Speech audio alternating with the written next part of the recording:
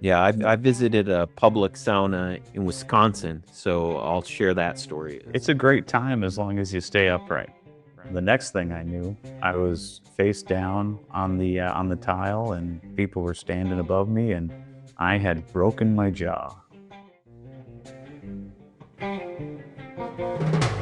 Guess who's coming to sauna? Hekilunta. Guess who's coming to sauna? Hekilunta. Hey, everybody. Welcome again to another live edition of the Upper Bench Sauna podcast. It's good to hear that theme song again, Risto. I've been doing a lot of different Zoom meetings lately, and none of them start with that funky theme song, and I wish more of them did. How you been? Yeah, pretty good. Yeah, still winter here, doing some sauna and to stay warm, and then we also had the sauna week stuff. We were all there, right? I was there for once with you guys, but then you did second rounds. Yeah. Yeah, we Oh, we kicked it off on Sunday. We all three of us with Walker.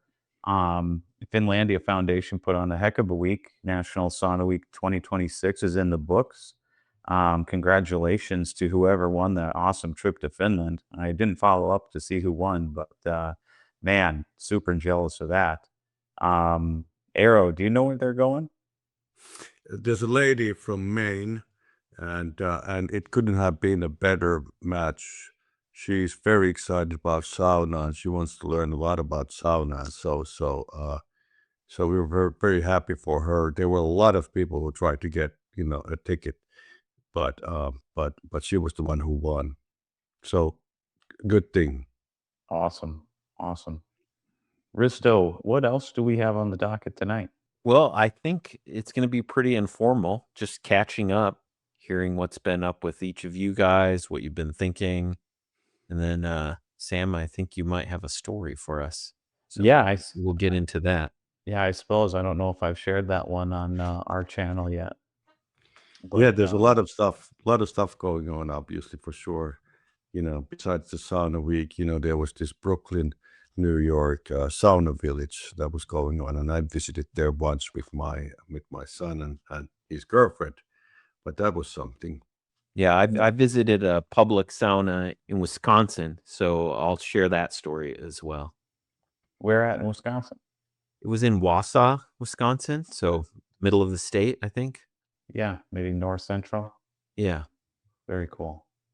No, and then Arrow, you're not traveling anytime soon, are you? I won't. Next travel is going to be to San Francisco in early April, so I'm Oh, gonna fun. stay put for a while now.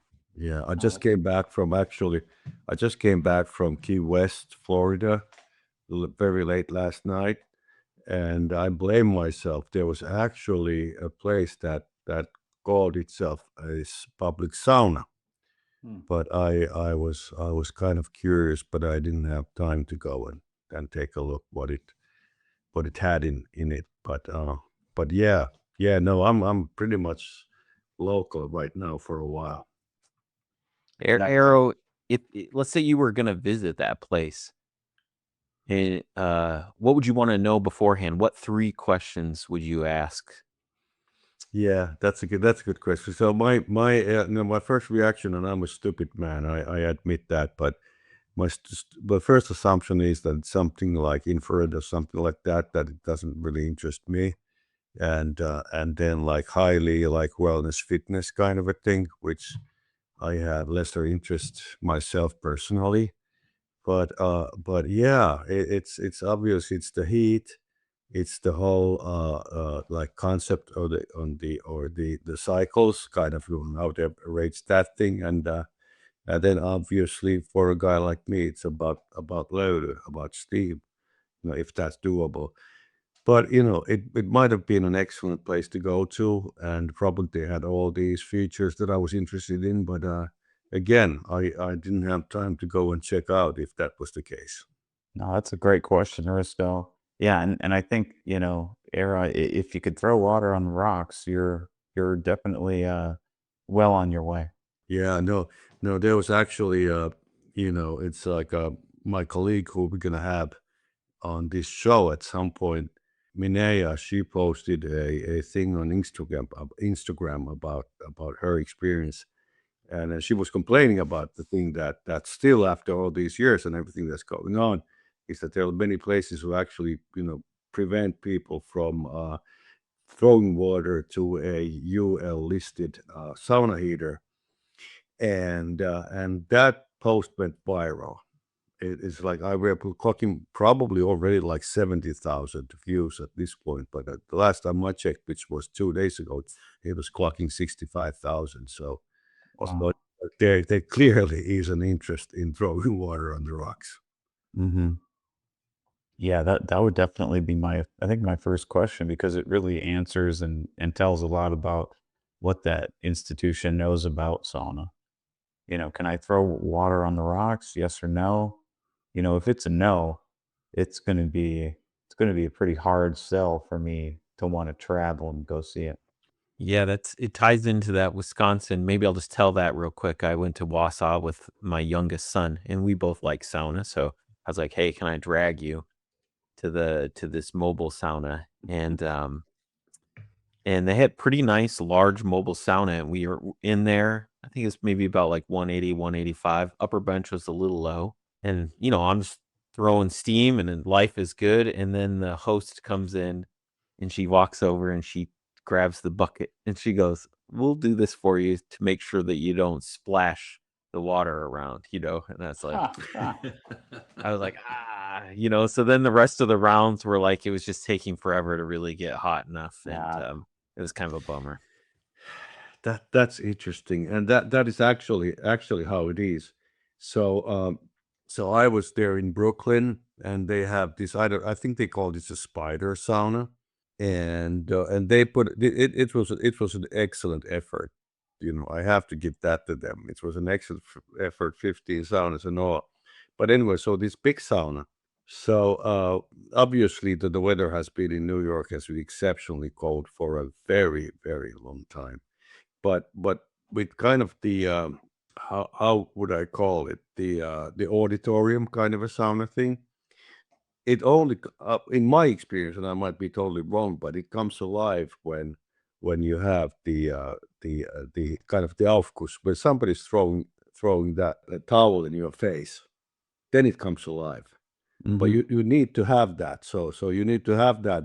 Somebody is, if there's not somebody doing that steam way or the other, it's not enough necessarily. No, absolutely. I like here at the banya, the Russian banya, Dallas. They Every once in a while they'll have a guy come in and kind of just wave either a board or a towel, and just kind of get some different fragrances going. But it's definitely not a production, and if you don't want it, you just kind of no thanks. He won't wave on you. But if you do, hey, yeah, bring it on. You can definitely feel the heat. In that room, we're pushing 200 degrees in that one Fahrenheit. And when that towel's on you, it's a different ballgame. Yeah, totally, truly, and it's kind of funny how you need that, how you need that thing. You feel like a little cold if you don't have that towel in your face. Hmm. Yeah, and they're wood burning, right? I believe it's gas now, Oh, okay. but it is a great heat. I mean, their hot room is good because I mean I think it's one of those hot rooms that never gets cold. So Risto, you and I, we have to get haul our butts there one day, because it's like there's Oh yeah. be so much discussions about that, but that's something totally new to us. Well, I've actually been to that banya. My Oh, brother you lived have? Yeah, my brother lived in Dallas, so when I visited him, I dragged him there one time. Awesome. No, Yeah. it's a great time as long as you stay upright, right? Yeah, So that's a great point.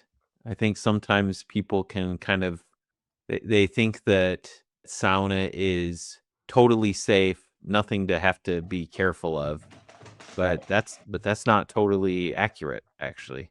No, absolutely not. And even the best, so as you can tell, I may have a little bit of a little southern drawl, a little bit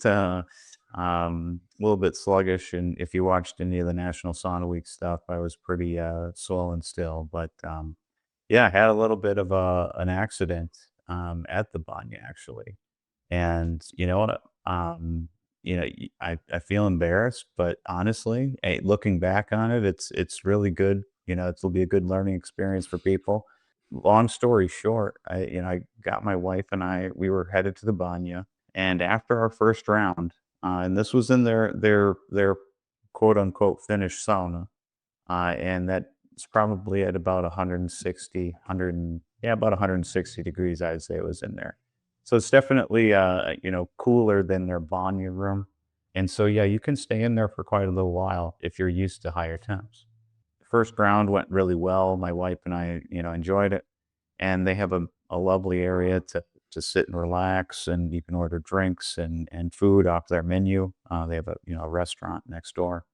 But I wasn't feeling too right. I just was feeling a little bit off, and I thought I might, just have a little bit of a stomach issue, or hey, maybe I need to use the bathroom, or whatever that is. I'm just getting a little nauseous, and I stood up and started walking to the locker room, and the next thing I knew, I was face down on the tile, and people were standing above me, and I had broken my jaw, and honestly, it was a surprise. I don't remember.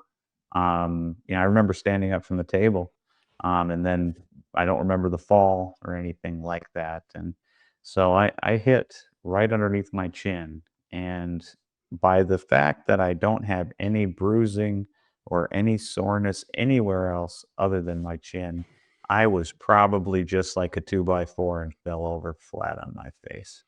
And looking back on it, I can honestly admit that, I didn't have enough water that day. I didn't have enough to eat that day. My wife and I left for the banya probably around 3 or 4. And it was just kind of one of those days where you're in between, I didn't really have much for lunch. I don't know if I even had a lunch that day, but it was too early for dinner, you know. And I'll have some snacks at the banya, and that'll be all right. But honestly, you can't play catch up with that kind of stuff. If your body's dehydrated and depleted already, you're not going to be able to catch up during your sauna sessions. We're not going to be able to just drink more water or eat something to get caught up instantaneously. So I definitely recommend people, when you're looking forward to sauna night, there's prep to do. Staying well hydrated, eating a decent breakfast in the morning. I can't say enough about that. It just gets your body through the day. And if you're not going to fuel that engine well, sometimes it's just going to shut down on you. And that's what happened to me. And now I'm about a month into this recovery, and, I'm still on the soft foods. I honestly haven't been back in the sauna yet. Just want to get fully healed up and feeling strong again before I jump back in the sauna. So it's unfortunate, but what's nice is I've given me a lot of time to sit here and reflect and design that next one for my shop. I'm getting super excited for that. Sam, we obviously we have some questions for you, but the first one Yeah. that I have is that you've been traveling a lot for business as of late. Mhm. Had you just come back home, like You know, um, that's a great question, Eero. I'm not sure. I think I did a little bit of travel that week. Maybe not much air travel, but I was probably driving around a lot that week. And honestly, my when I travel like that for work, my eating schedules get a little screwed up. You're drinking a lot of coffee in the morning. You're going out to a rich, filling junk bar and grill lunch, and then so I think this will be a good reset for me dietary wise as well. It's kind of given me a head start on the summer bod, not the way I wanted to earn it, but I'm definitely down a few pounds, and it'll be nice to get some solid foods hopefully next month. Yeah, you really do have to be careful with that hydration, Hmm. and then also your electrolytes, because when those get out of balance, I mean, there's a reason that athletes really focus on the electrolytes. Yep. and in hospitals, they've got that in mind as well. So if your balance is off for those electrolytes, or you're really deficient on those either before or after, that's a problem. Or I think I've told the story before when I like had too much to eat before the sauna, like a big carb thing, and then pushed the hot and cold too much and thought I might have to go to the ER. Like you don't want to go in super hungry, but you also don't want to go in like where your body's still doing a lot of that digestive work. Right. Yeah. Where's that blood flow? You want that even distribution. You want your body working all together, not on a specific goal other than having a good time in that sauna. If you're focused on, hey, I can't stay upright. Hey, I can't stay conscious. Or, hey, I've got a giant meal and all my blood's in my stomach, rushing and trying to work on all that. Now I'm just overloading the system, in my opinion. You need to kind of come in at a neutral and leave at a neutral. And I think that's the nice thing about sauna, because when you go in on an extreme, you're either too hot, too dehydrated, maybe you've had a couple too many beers, a couple too many alcoholic beverages. Those extremes are going to catch up to you. And I definitely don't recommend any extreme, when we're talking about sauna. It should be a fun, smooth, easygoing thing. You can definitely push yourself, but those are within some pretty loose guardrails, that you put up for yourself. But I would put up a couple just in case. That is an issue. Fainting is an issue in sauna. It's like it happens. It doesn't happen often, but it can happen to the best of us, obviously, as we know by now. And kind of that really, I believe that's a thing of hydration. I truly believe that's a thing of hydration. Was cut in, and I can't go into a sauna with a full stomach. So that's totally impossible for me. But yeah, that's but luckily everything is fine, and I hope that your jaw holds together. Yeah, well, I think it's probably actually going to be stronger than it was. Now I've got about 20 different titanium screws, some different plates and different things. It looks like a bicycle shop opened up in my face when you look at the X-ray. But it's fun to laugh about. I'm a month kind of removed from it now, so things are definitely getting a lot smoother. Um, but yeah, that first week afterwards was pretty rough. I've never broken a bone so severely as I broke my jaw or mandible, and it was pretty traumatic. Big shout out to the Carrollton Fire Department. They got me up off the ground, got me to ER safe and sound.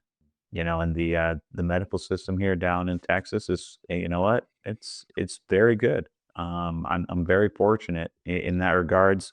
This area that I live, you can't drive more than 10 miles without hitting the hospital. So definitely felt good to be taken care of by, such professionals. But again, if you can avoid it, it's a hell of a lot cheaper.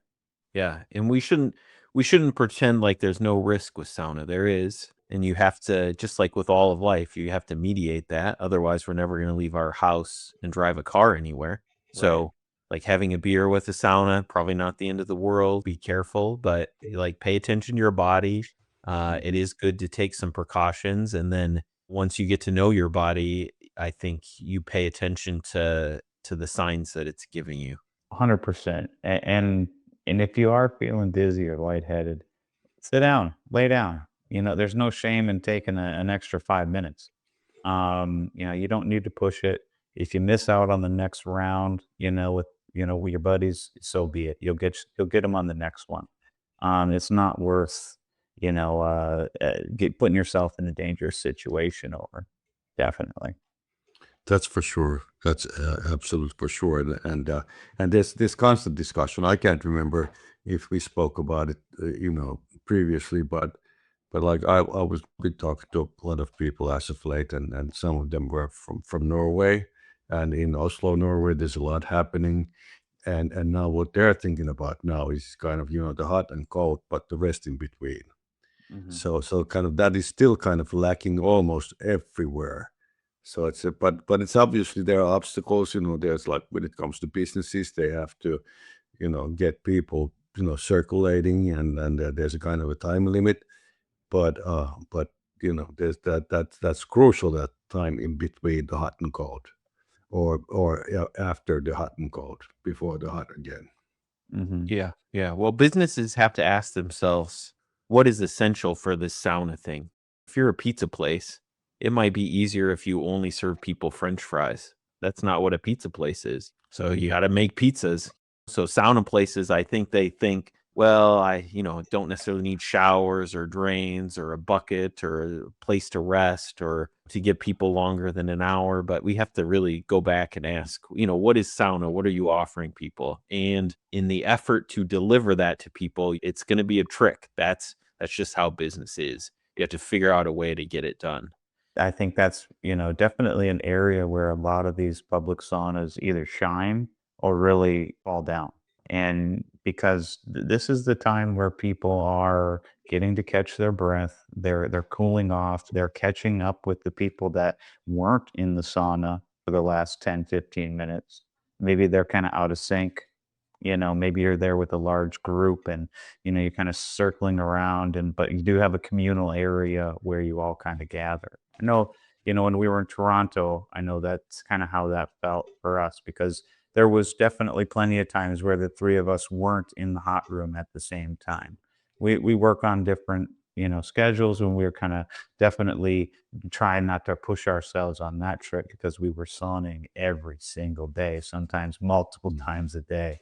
And so taking a little bit of extra rest, you kind of got to interact with a few more of those people that were coming and going.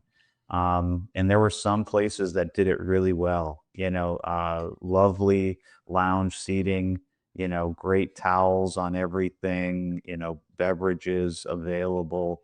And the places that didn't really cater to that rest function, kind of had that dirty locker room feel. But guess what? There's still going to be some guys in some cheap plastic lawn furniture that are going to sit around in that locker room and bullshit, because that's where they like to go. Um, but again, you're not going to attract the young, hippy dippy crowd, to that kind of an establishment. And that might be something that they might kind of be after, in the long run. They want to keep it a little bit more. Hey, this is traditional. Hey, this is grungy, dirty, just like the way we were when we came here and started this place, and we want to keep it that way. And I respect the hell out of that. Oh yeah. Yeah, that So would be if I went back, go. that's where I would go first. But we had both ends. So we had Yeah. one that was like very just you would take a first timer and it would be Mhm. perfect. Everything was just spotless. But the medieval one was a lot of fun. Yeah, and I Yeah. could see myself hanging out at either one, like you said. And I think I've got friend groups that I would maybe steer one way or the other as well. Mhm. Yeah, it's interesting. It's exciting.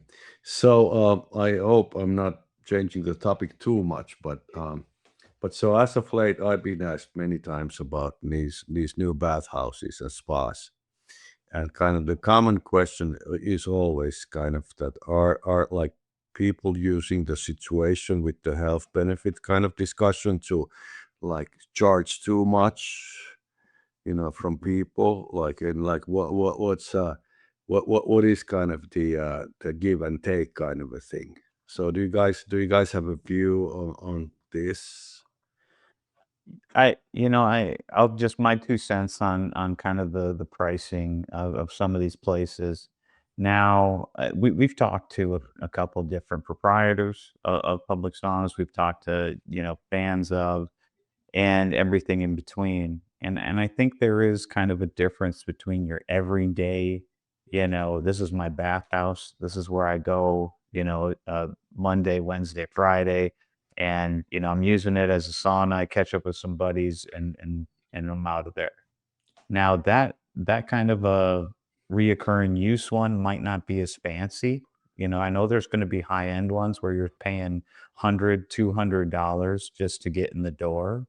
And I feel like that's a little excessive. But if there are added amenities where maybe this is a special event place that we go to, hey, I've got some people from out of town I haven't seen in a long time. I really want to make it a special event. They like sauna, we like sauna. I'm gonna take them to the real high end one and have a great time, and that'll be fine for maybe once in a while. But I still need an establishment where I can go, as a blue collar guy who just wants to, get some good heat, get a few rounds in, and maybe get a snack, maybe get a beverage, maybe not, but it still have a decent place to go on a more regular basis that isn't going to charge an arm and a leg. And I think those types of establishments, if they're you know, under $40 a time, I think that's probably gonna be where I'd wanna see it. Yeah, and you have to really I think to hit that price point, you really have to develop a robust and regular sauna going community. Mhm. So it does need to be part of their it can't be special occasion for that Right. kind of a setup. People need to be going on the regular once a Right. week, at least once a week. When I first started going to Chicago Sweat Lodge, I think it was around $40. And they may have crept up in the 50, 60. Some of those public places are 50, 60. But Yep. I was just looking this past week, we were talking about a place in Oregon, Sauna Glow. Do you guys Yeah, remember? I've been there. I know. Yeah, Yeah, so I was impressed by because I looked at their pricing and I was expecting because if you're in a big city and it's like a very trendy thing, I feel like the prices do tend to shoot up Mhm. for that. But they are, let's see, I'm looking at their website. Their day pass is $29. That's Mm. amazing. Yeah, that's great. And then 149 for a month membership. I'd pay that all day. Yeah. Yeah, same. I thought that was, Yeah. especially if you're offering a good sauna experience, those are Mhm. fantastic prices. Yeah, absolutely. I mean, there's some gyms around here that are more expensive than that, and so yeah, I want to make sure that these places are keeping it somewhat affordable, or at least maybe offering, hey, come and try like trial days. Hey, maybe it's a pay what you can day. Maybe it's a whatever, something like that. Where you've got more of an open house feel to it.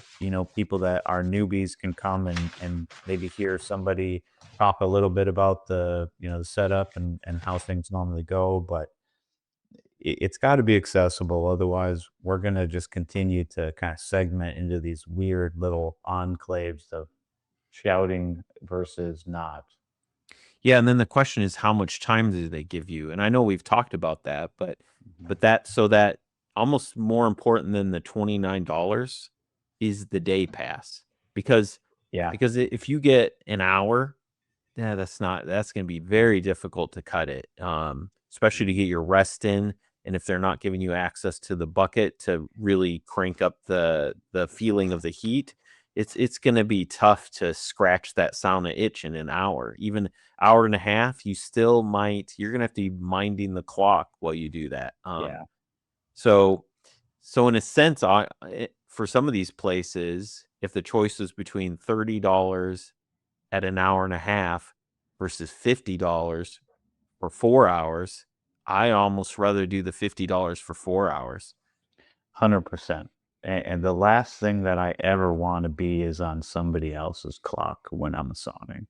Mm. I want to take it as it comes, and we preach on here. Every time you see our faces, you're going to hear us probably say the words, "Listen to your body," because everybody's a little bit different. So if it's going to take me 3 hours where it would only take Risto two, so be it. But I want that freedom and flexibility to be able to get there. it's so true. I've been to places where you have like 1.5 hour and what it is like 1.5 hour hot and cold, and I'm started getting dizzy. I can't do 1.5, if I don't rest in between there at some point. So again, we come back to the kind of, and that's how quite often the private saunas are like some might be more enjoyable than the public ones. Yeah, I think the banyas that we went to in Toronto were no time limit for any of them, but the secret one, they were pretty busy. That's why they wanted to kind of keep it secret because I don't think Mhm. they needed tons more clientele. And then No, they're I kind think of the last busting at thing, the seams. Yeah. yeah, last thing they would want is a wait. So they had mentioned, I think on their website that maybe on weekends or busier times, they were limiting it to 4 hours. So so that tells you, like, the different Yeah. mindset and approach, like, people weren't in a rush there, you know, they were there with their bathrobes, and they even brought their own snacks, and people were taking their time. It was very leisurely. I think, if I was gonna have to put a time limit on it, I think 4 hours is a good amount. I think you can get a lot done in 4 hours. I trying to think of any of our sauna sessions, if any of them might have pushed up against the 4-hour mark, maybe gotten close, but definitely not, much more than that. If I was a sauna business, I might tinker with the idea of having 3 sessions during the day, 8 to noon, noon to 4, 4 to 8. Those are your session blocks, show up. But at noon, we're gonna basically just kind of have a refresh, everybody out. We're gonna take 10 minutes, staff will, clean up anything, blah, blah, blah. And then boom, next session starts. I think that might be at least some way too, where if you know your establishment works well with 20 people in there, don't try to get 40 in there, just because you can doesn't mean you should always. Yeah, because some of these places can get really busy. Julie and I visited Sky Banya in Chicago, and that place was hopping, you know, Really. it was very busy. I wouldn't say it was overcrowded, but it was filled. Especially by the time we left, you wouldn't have really wanted to get it that much more busy. It made me think these people need to build a second location. But I love to see it. I love to see it's mostly Eastern European, even like some Asian people that were from over maybe on the eastern side of Russia type different Mhm. cultural groups. So, but I love to see like just how it was practical, a time of the week for them to relax and get together with their friends. I mean, and that's what it's all about, and I think that's where a lot of times, yeah, we get complacent because we've been doing it for so long. We like to harp on some of the safety stuff, but when you're hanging out with friends and going with the flow, it's very easy to just sometimes forget some of the simple basics. So we want you to be safe out there. We want you to have a good time. That's the long and short of it. That's why we do what we do here on the upper bench. We just want to make sure that everybody's kind of getting a chance to see what sauna's all about, and hopefully we're not feeding you a bunch of BS, and you're getting on board with maybe your own little sauna culture. Eero, I mean, are we steering these people wrong? Do you think, or are we putting them on the right track? No, that's a good question. Yeah, we are pushing people kind of to one end because most of the people are like somewhere in between or a little bit in the other end of things, and it's about that experience. It's totally only about that experience because in sauna there's no pain, no gain, like so many people say. So it's like how do you the task that we have at the upper bench is to get people on the upper bench to feel the enjoyment, to feel that fulfilling enjoyment, not a longevity, not a health, fitness, wellness kind of a task, but the enjoyment of things. And it's so very difficult to explain to people who are not in the know how to reach that nirvana. Yeah, I think there's maybe Sam, you can help me with his name, but there's a very well-known longevity hacker guy. Is it Brian Johnson? Have you heard that name? Yeah, yeah. Is that him? Someone was telling me recently that they used to sauna with steam. They own a sauna.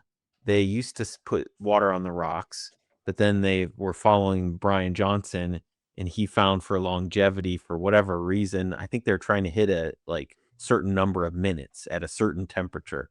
They found that they felt better if they didn't put steam on the rocks, which made sense because the steam would tax your system more if you're trying to hit this exact minute mark. And I was just like, oh, that's just such terrible advice. Just cut your time back a little bit and throw water on the rocks. Yeah, absolutely. And those are the types of things, yeah, we definitely harp on. The last thing I want to, see is a cell phone or a stopwatch in the sauna. Nobody cares that you were in here longer than I was or shorter than I was. It's not a competition. The only competition is mentally with yourself. I mean, if you want to try to, if you believe that you're making yourself better by doing what you're doing, no one can argue with you. If you truly believe it. I'm not going to tell you that 15 minutes is a goal or 20 minutes is a goal or anything like that. But if you feel like what you're doing is helping you and you're seeing the benefits time after time, by all means, share your story. But again, your story is going to be unique, and it is not going to work for everybody. So I've really gotten over that competitive side of sauna. I think a lot of people, when they first start out, it might be a fun kind of game. Hey, I'm going to stay in here a little bit longer than you, or I'm going to put a little bit more water on and see if I can't smoke my buddy out. But I've moved on from that long ago, because it's definitely much more than a game. Yeah. Well, maybe next time we get together to sauna, we can revive Yeah, that spirit, and you and I can try and kill each other in the yeah. sauna. Well, yeah, and I think if it's the three of us, I think there's still going to be definitely people out there that could smoke the three of us all day long. My mother-in-law. Yeah, I that yeah, I would be nervous to see her walk through that door.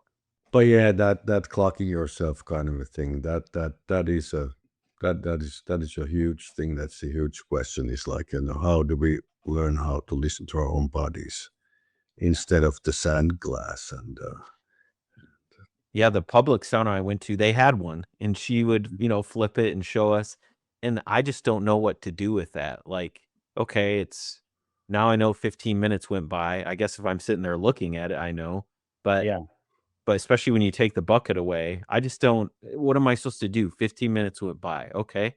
A yellow bus just drove by. What does that have to do anything with my sauna round?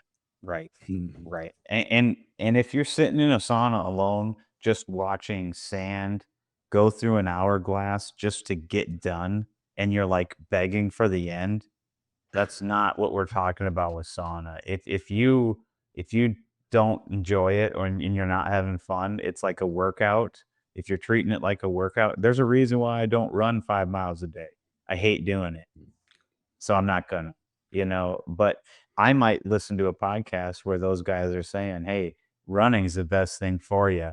And if you go run 5 miles a day, you'll live till you're 150." Guess what? I'm still not going to run 5 miles a day. I don't enjoy doing it, but I enjoy sitting in that sauna. I really do. And you know what? Mother Nature comes and knocks on my shoulder now, sometimes harder than she used to, but I'm listening nowadays. If I don't feel right, I'm getting my butt up and out. I granted this year I might sit a little bit longer. I already hit my deductible, so it doesn't really matter.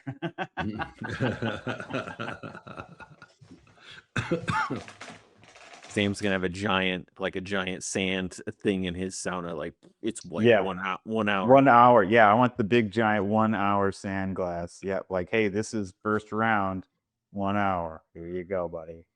But that's pretty much that's a good point to say though about that timing thingy, because in the proper, what about you guys? So I'm actually a 4 hour kind of a guy.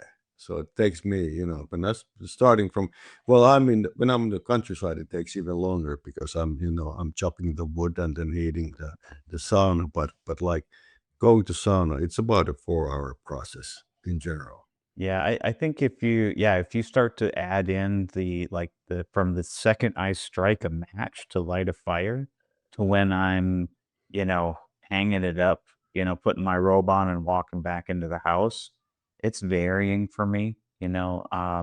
And but if I take the fire prep portion out of it, I think for me, if I'm especially if I'm by myself, 2 hours is probably okay.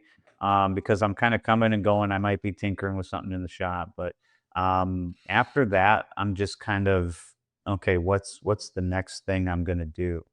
And I don't know if that's my ADHD or what, but after 2 hours, it's like, okay, I probably am good, you know, and I'm loose. You know, do I feel all right? And I don't want to push it anymore, you know, because you know, anybody who's saunaed regularly has always kind of had that one sauna session or maybe that one night where they're like, really should have skipped that last round, and they're paying for it, you know. And it's not the fact that it's, oh my goodness, something bad happened, I fainted or anything like that. It's just it put me off kilter a little bit. Or hey, you know what, I just feel a little bit run down when I should have felt more energized and more kind of complete, where now it's like, ooh, I kind of missed, I overshot the goal, you know. If that makes sense. Yeah, we should have had Dr. Timmerman on to kind of talk about some of the physiology of this. Maybe we'll do that later. Arrow, is it well, you asked the time thing. I'm similar to Sam. Really depends on the situation. If we're having friends over, then we're having a meal afterwards. I include that as part of the whole package. Mhm. Yeah. If we're somewhere up in the UP in the fall or the late summer and we're on Lake Superior, my wife Julie, she's doing 13 rounds. So, Hmm. she's Wow. gonna be gone half the day, Right. sauning. So it really depends. But 2.5 hours kind of usually does the trick. But depends on how cold it is outside, depends on if there's a cold plunge, all of that stuff really affects it. No, it's like a good meal kind of a thing. So if you're by yourself, you're faster. If you're in a company, it's going to take longer. And obviously, like sometimes in my case, there's so many people like inside the hot room that you don't even fit in. So you have to wait outside longer than you would Yeah. otherwise do. Well, and sometimes too, that's a whole different experience. I think we talked about this early on in a, you know, much earlier episode, but I mean, I used to be a guy that was like 5 minutes rest. Okay, I got to get back in there. Where, you know, if you take the time to really completely cool down and have that second round be as shocking or as, you know, different as your first round was, where you're walking in cool, you're not walking in, you know, warmed up. It can definitely change your experience, you know, how much rest time you're allowing yourself. You know, there's a difference between catching your breath and actually having your body temperature lower. And those things happen at very different times. Yep, that's very true. Give yourself some time. Don't just rush back in. Arrow, have you heard many stories similar to Sam in Finland with Finnish people? People passing out or having some strong I physiological reactions? I have not. I Okay. have not. It's interesting. I have not. So there's this horrible case. I can't remember where I was. I was talking about, but after graduation, I knew a guy who was friends with a guy, and they had like a party night out, and for some reason the timer, whatever that thing is that controls the electric sauna heater, so that did not, turn off. And unfortunately, the guy went like he was wasted. I don't know what he had been doing, alcohol, whatever, passed out and died. And but I really have not. There's a obvious, people talk about fainting in a sauna, so that is a thing, but I Mhm. can't remember. I once had an American guy with me, and we were up in Lapland, and he fainted in my arms, and but it was because he was not that familiar, and then we were rolling in the snow, so it was like the farthest way, or the furthest way you can go from hot to cold. So, Mhm. but luckily, he was in my hands, so he was doing fine. But no, I have not heard of that. It's not a common phenomenon, but it's clearly recognized. Yeah, I mean, I can really equate it to, the closest thing I can equate it to is when you stand up too fast and you get a little bit dizzy. Mm. 99 times out of 100, you kind of shake it off and you go about the rest of your day. But every once in a great while, something like that can catch up with you. But it's not necessarily your case because we don't know actually what really happened to you. But it's like this is stupid thing that people, some people are pushing themselves. Some Mhm. people are pushing you, not you, but some people are Right. pushing themselves, and that is dangerous, super And dangerous. And for those of you watching that are probably assuming that I may not have had a couple adult beverages, to set the record straight, I was not drinking any alcohol during my accident. So, that was not a factor. I have definitely in the past drinking alcohol, and taking care of business in the sauna, but this time, this was strictly, I think, just a really, like we talked about earlier, a lack of everything: hydration, food, energy. We're not telling you how or how not to sauna, but there are definitely some things you should watch out for. And just like everything else, you're taking this on your own risk. We like to joke, if sauna was bad for you, the three of us would still do it. I broke my jaw, and I'm still gonna sauna. Nothing's gonna stop me from sauna. I mean, I really hope it's not my demise, definitely. But hey, you know what? That'd be kind of, I mean, there's worse ways to go. So I'll take it. Yeah, definitely. Yeah, kicking the sauna bucket in the sauna. Kicking the There you bucket go. is the sauna bucket, yeah. Well, and I'm trying to think, like, I mean, if I get cremated, is there a way to, in like a smoke sauna, maybe, kind of do that? That'd be kind of cool. Yeah, knock on wood, I have not hurt myself during saunas. I can't recall. I once I touched a hot rock and I Oh burned yeah. myself. Yeah, so that has happened, and obviously, feeding the wood burner if you're not careful. That's a rite Yeah, of passage, I feel like, yeah, in the wood burning community. Your first, second, third degree burn, I think that's kind of your first little badge of honor. But and it's not everybody is, they can claim to be a pro, but when it's dark, you've maybe a couple of rounds, you're throwing a log in there. You brush up against something hot once in a while, and you're gonna burn yourself. It's gonna happen. Oh, yeah, if I'm heating saunas for, like, a week, on vacation or something and getting a few burns, just come Yeah. home, the doctor asks me, "Do you feel safe at home with Julie? Is everything okay?" Yeah, winking at you.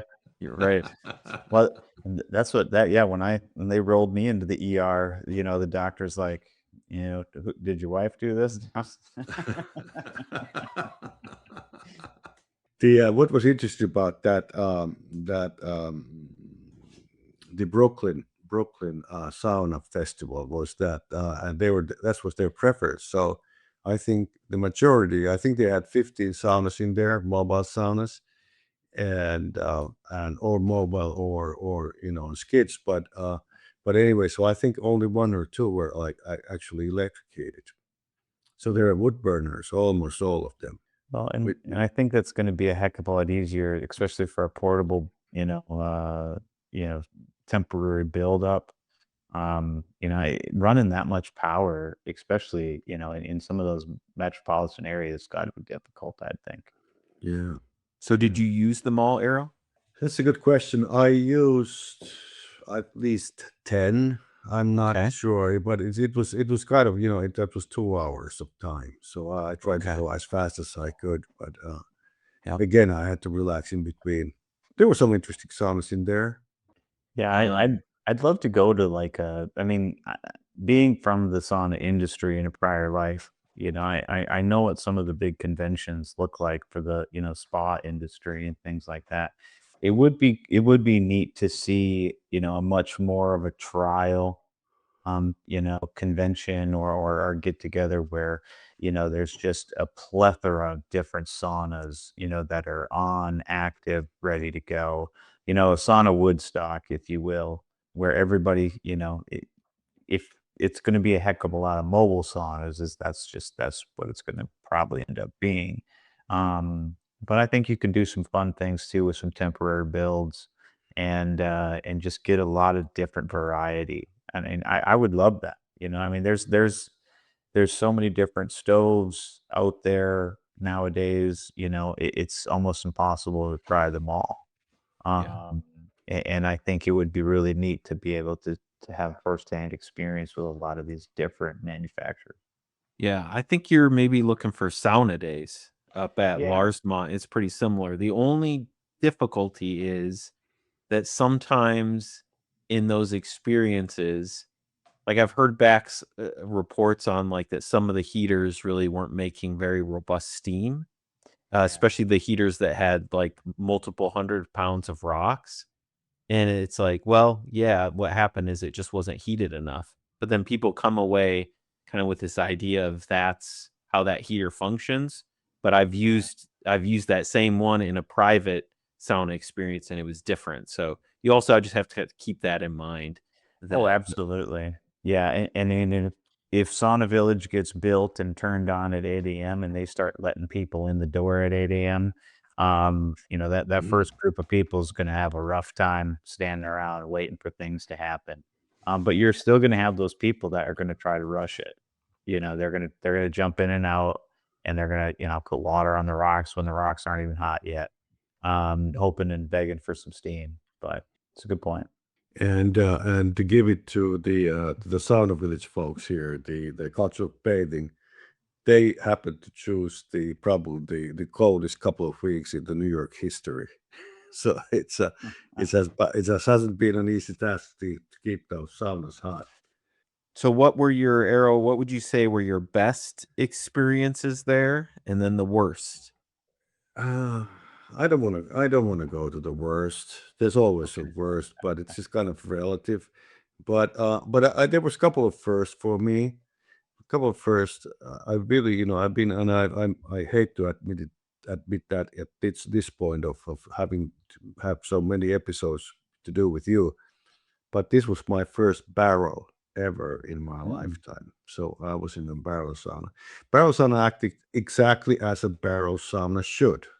So we don't have to go through because our listeners know how we feel about barrel saunas. We went that many times over, and Risto had one.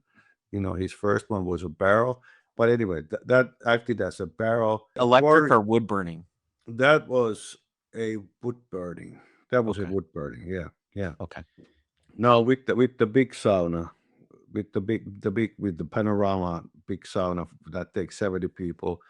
I'm learning as we go along because it's like when someone is waving that towel to your face, it's just fine. Yeah. It's just fine. There's not a whole lot of heat in between. But this dude was sprinkling water in my face or to my whole body, and he was waving that towel and doing everything. Obviously you want to control your own steam. That's kind of the idea, but that's the thing to do, maybe. I think, I mean, Eero, the fact that we haven't gone up there and slapped you a sauna together yet in your backyard is probably some kind of a finished crime. Well, Um, yeah, and I've been talking about with a couple other sauna friends. I do have other sauna friends besides Eero and Sam, but we've been throwing around this idea of doing like a 3-day build for under 3,000 kind of thing. So 100%. that'd be fun. Mm. We even talked about it'd be cool to have like a bunch of people kind of doing it at the same time to see like what kind of interesting creative designs people come up with. Oh, Um, absolutely. Mm. I mean, that's yeah, that's the real heart of it for me. Sauna to me was always about building something. At first it was about building the actual sauna, but now it's kind of about building the sauna community around it. And, but that DIY construction side of it is just near and dear to my heart. I love seeing wild new things. I love seeing the rustic DIY guys that are just bucking every norm they see online because guess what? They're probably not online. Um, when they built these things. I'm how many of the saunas that we've reviewed on this show, how many of those people were looking at online things when they built their sauna? Those guys had been in a bunch of different saunas growing up, and they knew what they wanted, and they went forth and prospered. And guess what? When they ran into a snag, they altered it, it changed course, and they were flexible and adaptable because they're not building something for Instagram. They're building something for themselves. And I want to get to that. I need to get back to building saunas again.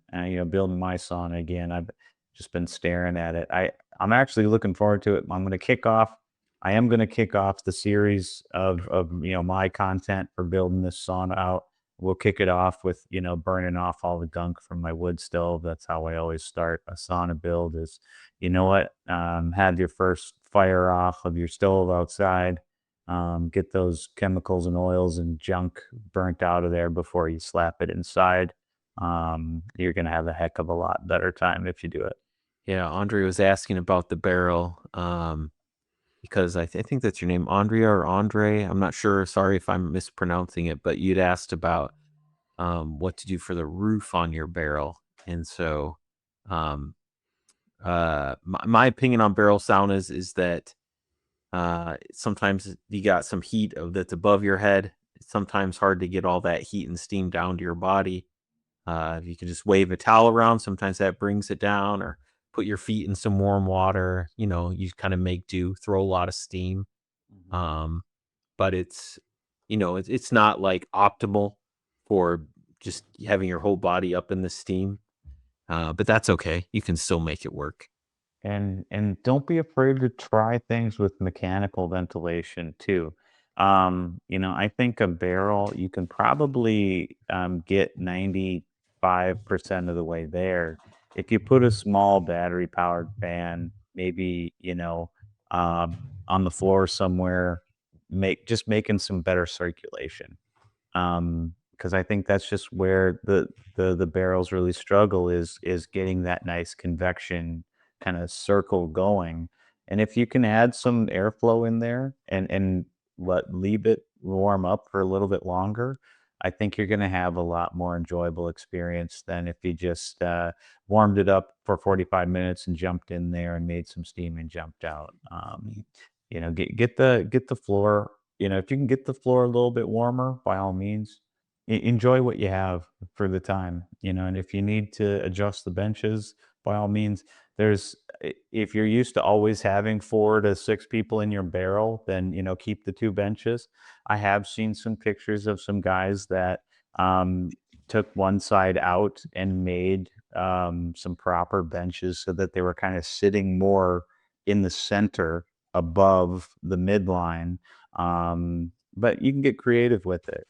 But you are going to have some of that stratification where there's probably going to be 10 to 20 degrees of difference between your floor and ceiling. Yeah, but as long as you can, like I said, as long as you can make a decent amount of steam, you just wave a towel around, it pushes that steam down. And that with a cold plunge and a dinner with the good friends, I'll take that sauna over the perfect sauna most days of the week. Yep. Yep. I agree. I agree. Because you're getting that steam, you're getting good heat.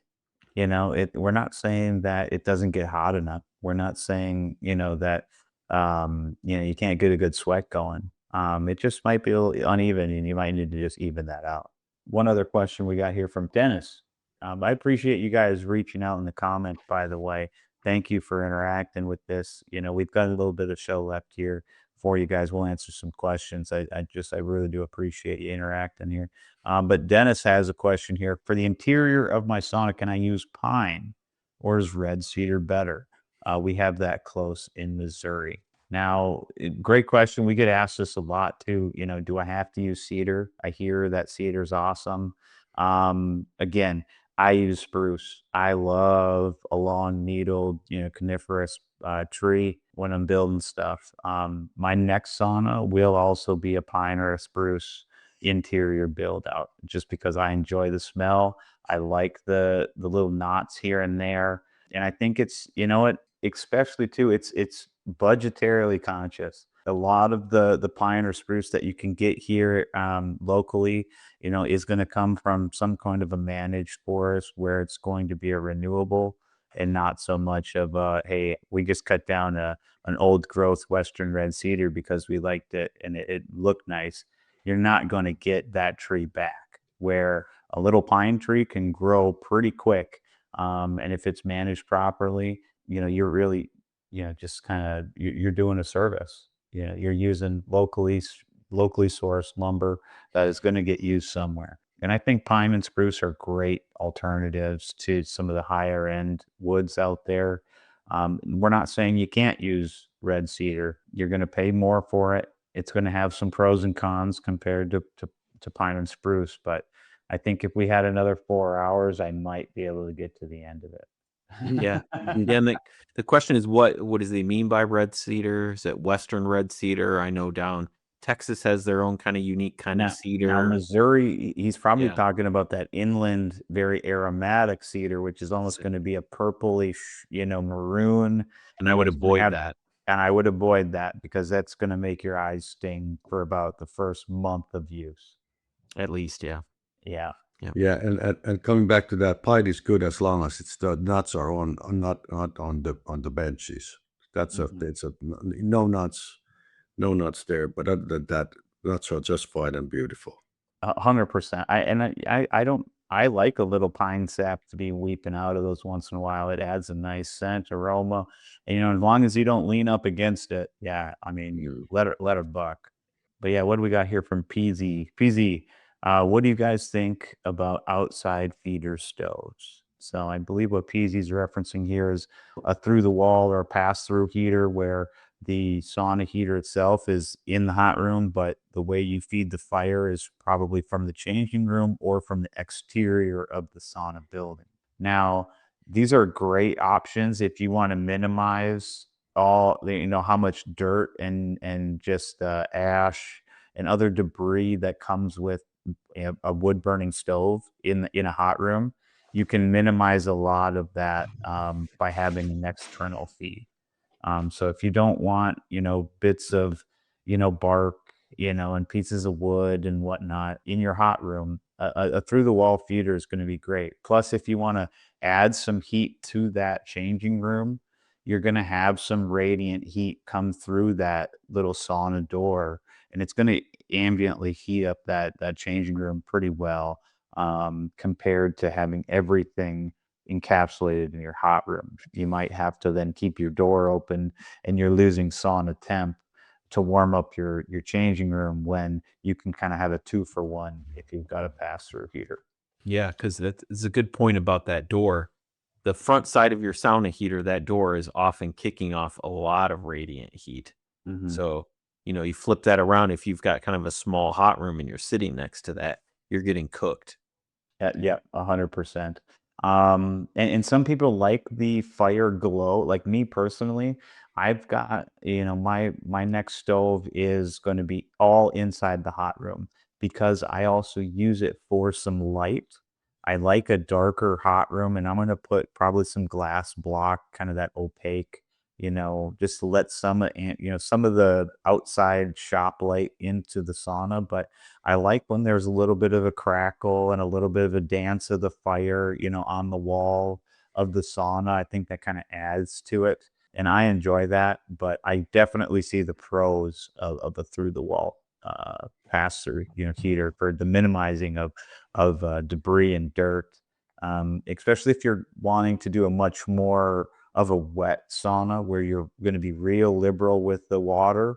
I would recommend that pass through then if you can get away with it in your design, because then you're not, if you've got a drain or something like that, you're risking getting clogs with, bits of debris from your wood stove going down into your drain, potentially clogging it up.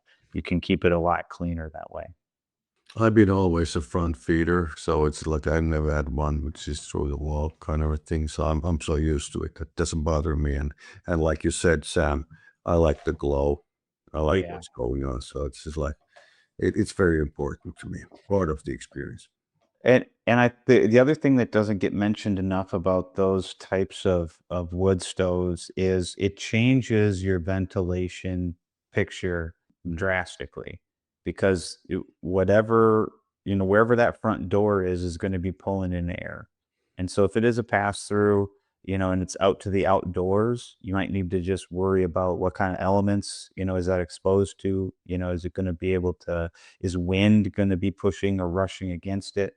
I enjoy, the all enclosed heater in my hot room because it almost forces that ventilation to work in my favor, where the stove is sucking fresh air in from outside into the hot room, using that air from the hot room for combustion and then out the chimney. So it's constantly forcing fresh air to be pulled into the hot room.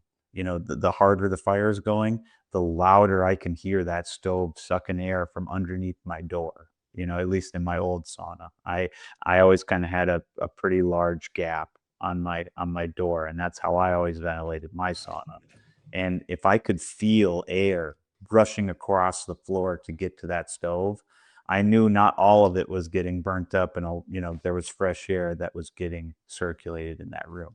Never got dizzy, never had one of those stale feeling headaches. I always had great fresh air getting pulled into that hot room because the stove and everything was contained in there. So something you're going to want to think about, maybe just adding some more different options for ventilation if you are going through a pass through.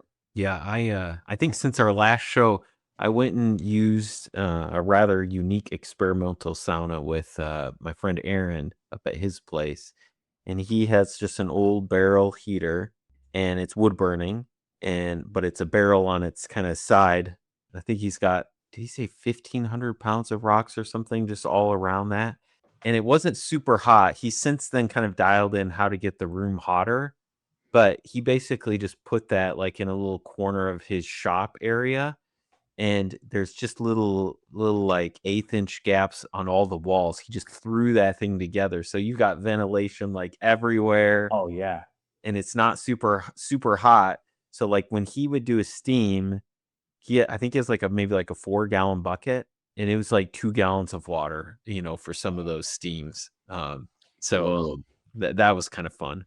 That would be fun, and especially too when you have that ventilation, it's not like you're stuck in there choking on that, thick, hot steam the whole time. It's gonna wash over you, it's gonna feel great, and then it's gonna get replaced by fresh air. Yeah, and it was never super intense. I think it was a big enough room, probably the temperature of the rocks, the temperature of the air.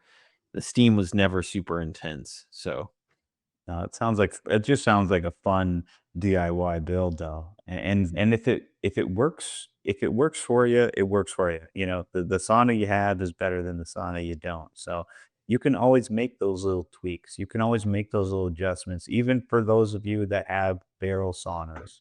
If you want to make some tweaks, it's as simple as getting a a 3-inch hole saw from Lowe's, and putting in a dryer vent, somewhere. If you want to try it, great. If you don't like it, close it. But there's going to be some days where you might want to open it. And having that option, having that flexibility to dial it in for what you like, that's the true spirit, I think, of sauna. yeah, and the idea that, like, it's a big deal to throw a few things of steam and then just wave the towel a little bit, that's really super easy. It really is. I love going into a sauna with a small hand towel or like a golf towel, to sweat my brow, or maybe, oh shoot, hey, these are really hardwood benches and they're kind of hot. I got something to sit on just in case, whatever it is. But yeah, give that thing a little bit of a twirl, get some air moving, and you're gonna feel a difference real quick.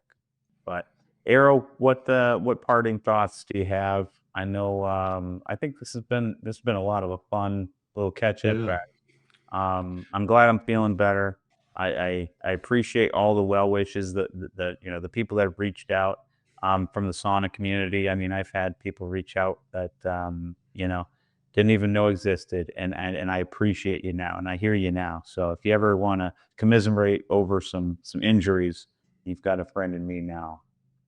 Before I say my parting words, there's a question from Dennis. It's have you used a Morrison wood stove? I have not. A Have you heard? Morrison wood stove, that might be, is I've that seen them. I've seen them. I think, if I'm not mistaken, I think it's made in Minnesota. Oh yeah, yeah. That'd be a fine, great. That'd be a great little stove. I think there's nothing fancy about it. It's just going to be a welded steel stove. Yep. You're going to be able to put some rocks on top of it. No, I don't have any qualms with something like that, especially when it's made local to where you are. You know, these guys looks like, just from looking at their website here real quick, I wouldn't have an issue with that at all. My first stove was made, by a welding student that was building sauna, or it wasn't even building sauna stoves. Originally, his idea was to heat large canvas tents, and I retrofitted it to be a sauna stove. There you go. Yeah, I think you just find out, ask other people that have had them, see how they hold up longevity wise, because that does matter, the quality on the build. Because not all the kind of smaller manufacturers or homemade ones do hold up super long, but then some of them, you get 30, 40 years. So And some of these guys, if you ask them too, hey, can you beef it up instead of using quarter-inch steel? Would you mind using half inch? yeah, I want something that's going to last me forever. Reach out to those guys. Smaller outfits like that are much more willing to work for you, and work with you, or maybe provide you some additional information that you didn't know. But something we have to keep in mind is when it comes to plate steel, these big heaters, is that where you install them. So if it's a very very tight space, it can become a problem. There have to be some heat shields or something to cover people from that direct heat. Yeah. But other than that, obviously, probably great. Hopefully, my rule of thumb is have some kind of a rock or some kind of a masonry, in between you and the metal. There's a reason why we put a bunch of rocks on the top. There's a reason why, we like that masonry kind of heat absorption, and then letting it back out. Those rocks absorb that heat really well. They let it out slowly over time, where that metal is going to be much more of a sharper, radiant heat. I like putting a little bit of a barrier between me and the metal, and usually that's a decent piece of stone 9 times out of 10. yeah, you'll see that a lot in the older, more traditional builds where they have a little half wall or something. Or I toured a gentleman's Finnish American gentleman's sauna last year, and he was showing me they put in a new stove, him and his dad, that they built together. But then you could see where they had expanded the room 3 feet. He's like, we had to push back the wall 3 feet because because you don't want a ton of intense radiant heat coming out from that stove, and like Yeah. that'll burn your frozen pizza. You don't want to be the frozen pizza in the sauna. Yeah, 100%. And that's a great analogy too, because yeah, I mean it's liquid hot, outside, freezing inside, vice versa for the hot pockets in the microwave. You don't want that. You want that even distribution. And I think adding that layer of barrier, and usually stone, we're getting much more of the smoker than we are, smoked. Yeah. So anyway, so back to my parting words is that it's we're happy that Sam is getting better here, and we are planning on doing some trips at some point. We don't know yet when. I'm recuperating from my travel from last year's, and so it's sauna world is extremely busy right now, and there's so many things that we're going to be talking about with our audience in the future, but I think we are pretty much in a good place. There's a lot of positive like energy going on, and we just try to, us three, the upper bench, we try to understand what really is kind of going on, because once again, the heat bathing and the sauna and whatever in between, that's kind of it's kind of a blur, but things are fine. Risto, what about you? Well, yeah, I'm excited for some of our future conversations. One in particular, I think we're just a little teaser to talking about some sauna stuff in Maine. I don't know if that came through, but I'm really excited about that conversation. And I think my big goal for 2026 is to bring more negative energy to the sauna world. So I'm planning on grumpy old man energy. Get ready, buckle up. We're sick of playing nice. We're bringing it to the streets. So, but you're not playing with us because negative ions are the ones you want, not positive ions. So it's just like, are you like playing a trick here, or are you seriously being negative without the ion part? Very serious, and we can get into that in some episode. I'm very, very serious. Yeah. I'm using my dad voice. Yeah, Come on, pay attention. What are you guys doing? Hey, don't make me come up there. That's right. And Risto's about to get to the number 3. So anybody with young ones, nobody knows what happens when you get to 3. But mom's at 2.5. She's about to say 3, and I think Risto's about to hit 3 with a few topics that we're going to bring up on a few additional episodes here. But and it's good. I think it's okay to definitely not all see eye to eye when it comes to something we are passionate about, and that's truly what it is. You wouldn't be upset if you weren't passionate about it. If you didn't care about sauna, you wouldn't be upset. You just say, just another thing, not for me. But when you care about culture and you care about things that make you happy, it can sometimes you ruffle your feathers if somebody's maybe not seeing quite the way you see it.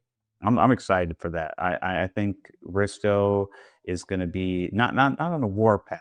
He's not going to leave anybody unturned. Well, a little bit of teaser. Yeah, that's right. I'm going both ends, traditional and innovative.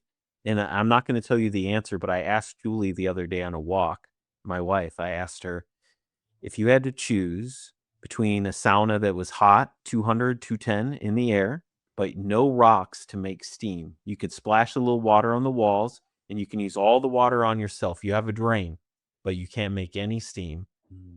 Versus a sauna that had rocks, but no drain. You can't use any water on yourself. Which would you choose?